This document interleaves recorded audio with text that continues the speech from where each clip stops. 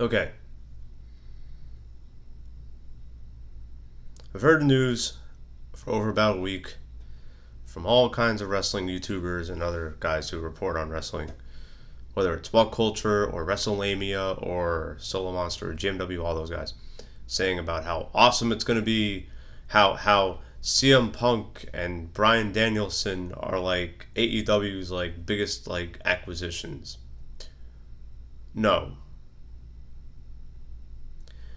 Danielson, sure, because here's a guy who has committed himself to the craft of wrestling. He's really good. He's really good and back, easy to work with. No one has not problematic, stuff like that. So it's gonna be more about Phil Brooks than Bryan Danielson. I'm not calling CM Punk CM Punk. No, I'm calling him Phil Brooks. Okay, because that's who he wants to be. He wants to be Phil Brooks. He only wanted to be Phil Brooks 7 years ago, in 2014 when he retired from wrestling. That's when he retired. He just straight up retired. He said, "You know what? I'm done. I'm out. I'm out at the age of 35 or so, something like that, right? 36, something like that. 34, mid 30s." And he said, "I'm gonna go to Ultimate Fighting, to MMA, which, having grown up with an aspiring MMA fighter, you may know him. His name is he goes by the name of Ben Saunders. His nickname is Killer B. He did some Bellator stuff for a while. He was also on the Ultimate Fighter way back in 2007 in their third season, I think.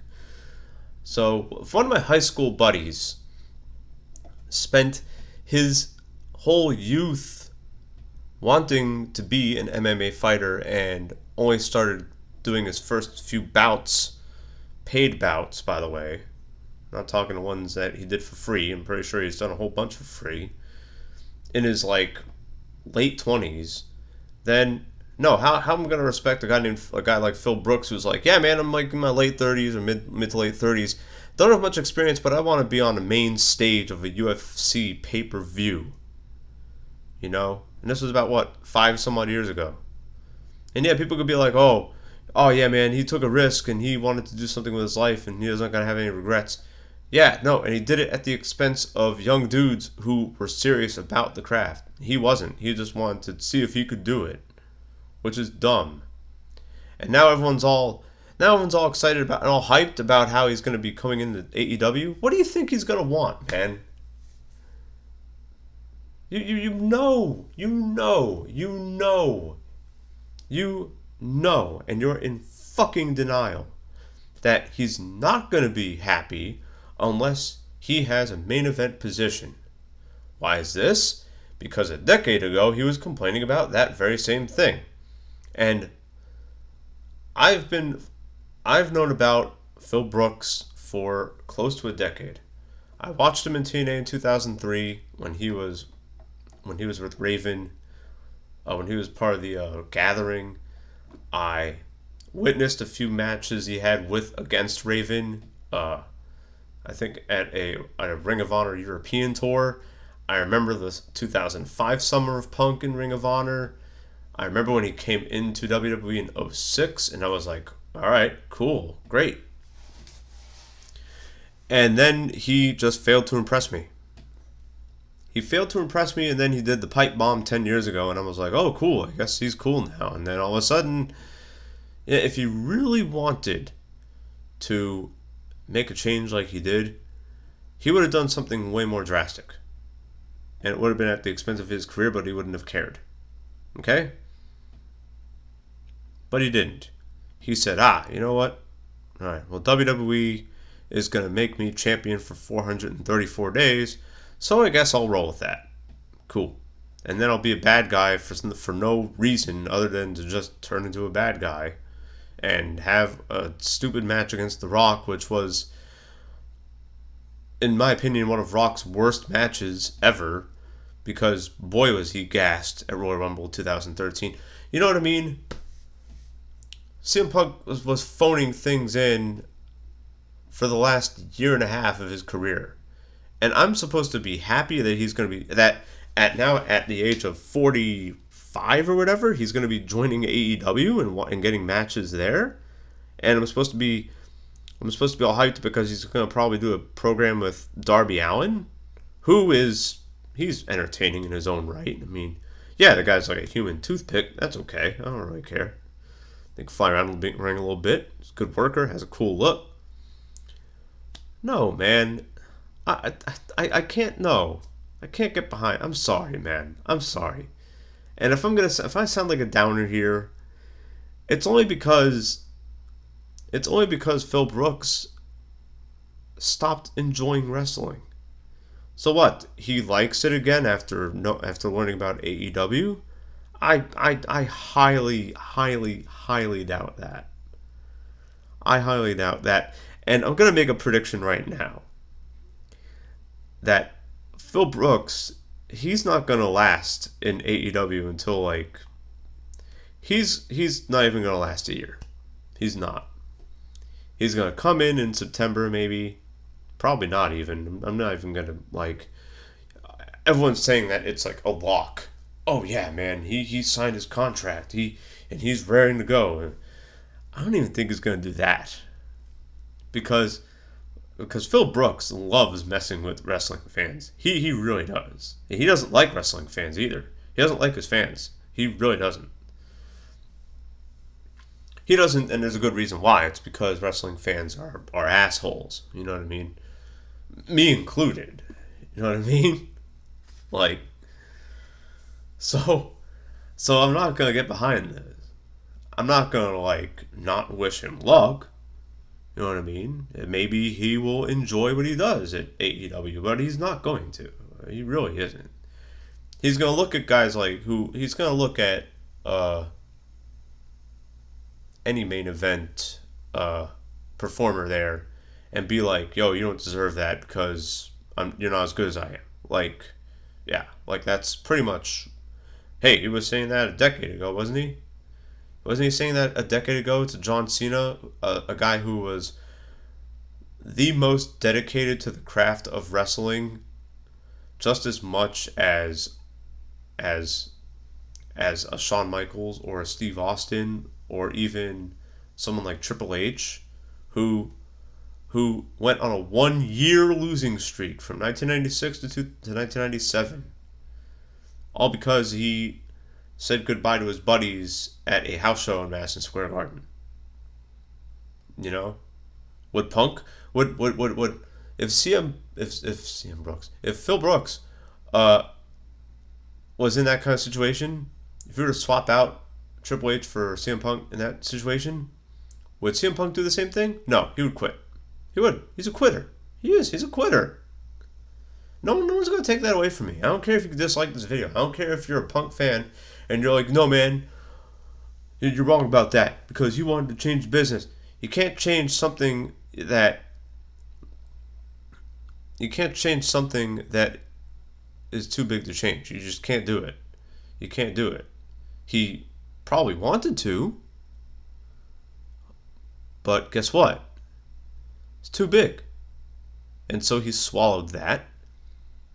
And to keep his mouth shut, WWE gave him their title for almost a year and a half.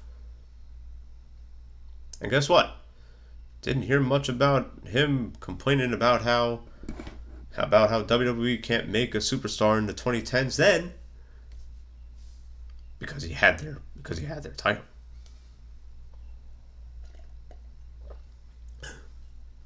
So no, I'm not impressed about CM Punk, Phil Brooks, whatever you want to call him, joining AEW. Just my reaction. This is my reaction. Shrug. Literally just shrug. Don't care. AEW has so many other, so much better talent than a dude in his mid-40s who has been so embittered about the business of wrestling that he took, not counting his appearances in WWE backstage, we'll say 5 years off. Okay? because he had disagreements with Triple H. Which, fair play. It's okay. I understand that. But for that one, but for those disagreements and WWE firing him on his wedding day, that was cold from WWE. Yeah. That would give me plenty of reason to not want anything to do with that kind of organization if that kind of organization did me wrong like that. But what was preventing him from going back to ROH? What was preventing him from going back to New Japan? What was preventing him from going to Impact Wrestling? Even just to do some appearances and maybe do some commentary, right? He seemed to enjoy doing that in late 2010. I could totally see him doing something like that in any of these organizations. Now, if Phil Brooks wants to go back to AEW and do some commentary, I'll be very glad to have him replace Excalibur on commentary, because Excalibur sucks shit at commentary. He's horrible. He's really, really bad. Like, I don't like Excalibur on commentary. So, if CM Punk is going to say, hey man, I just want to do some commentary for you guys. Cool hand Luke. I'd love that. That'd be fantastic.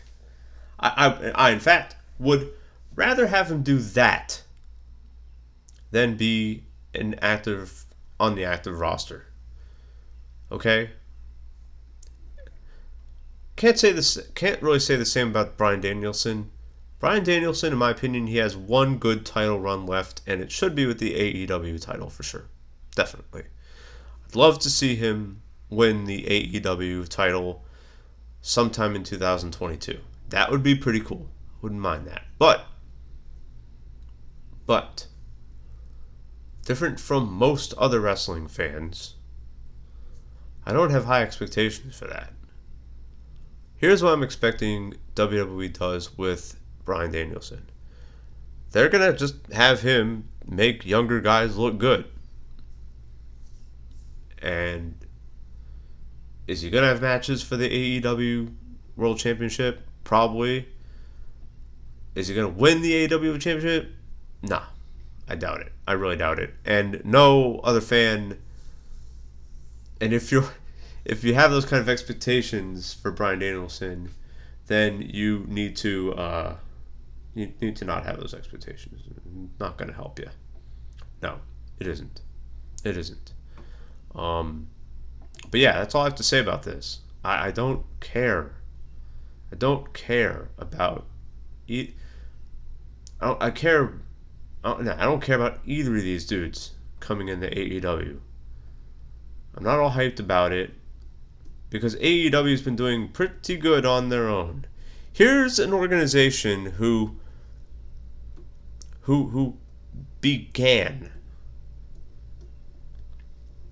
started their TV deal with TNT almost less than 2 years ago. And in less than 2 years, I want you to take this in.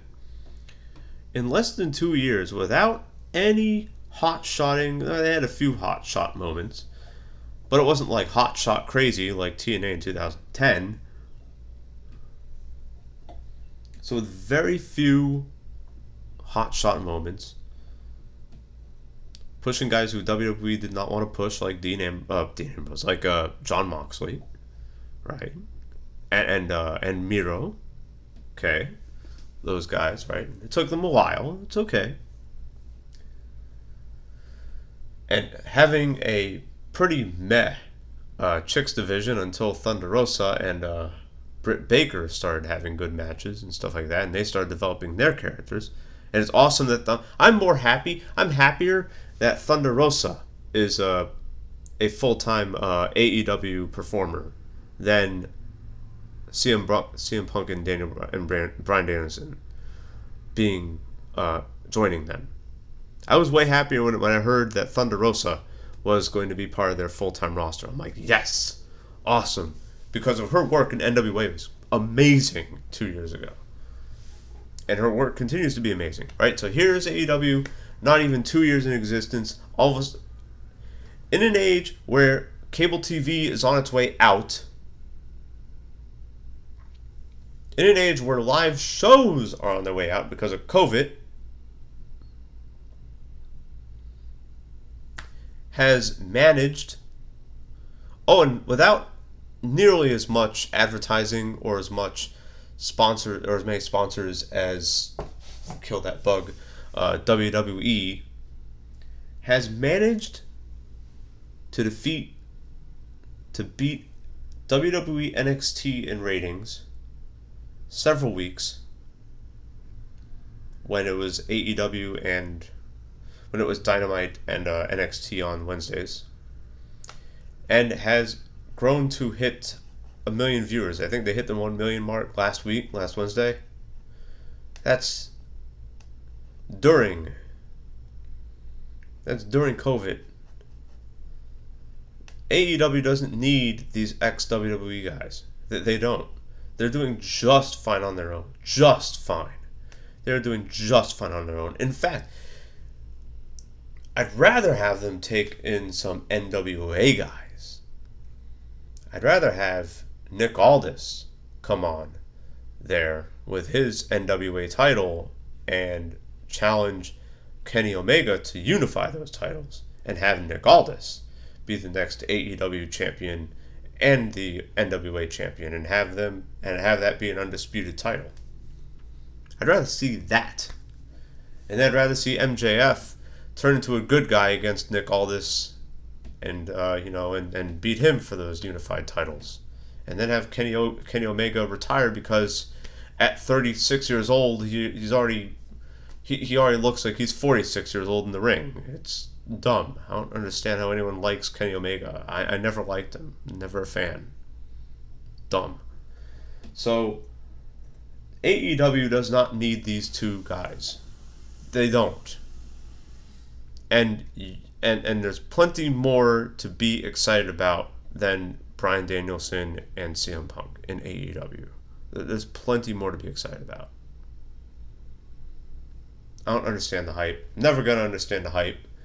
I wish the best for both of these gentlemen. Danielson over Punk. Unless Punk becomes a color commentator, then I'm gonna be pretty excited about that, because he was awesome when he did commentary. So yeah, man. Let's be excited about. I'm more excited for the outcome of Jericho's 5 trials and finishing up that program with MJF. That, to me, has been like my only real reason for watching AEW and Thunder Rosa and Britt Baker. But other than that, man, it's been great on its own. It's been okay on its own. It doesn't need these guys. It doesn't need that. And if AEW thinks that they need ex-WWE guys to survive, then guess what, everybody? We're going to be dealing with 2010 TNA wrestling all over again. Do you want to deal with that? Do you want to endure that again? Because I certainly do not.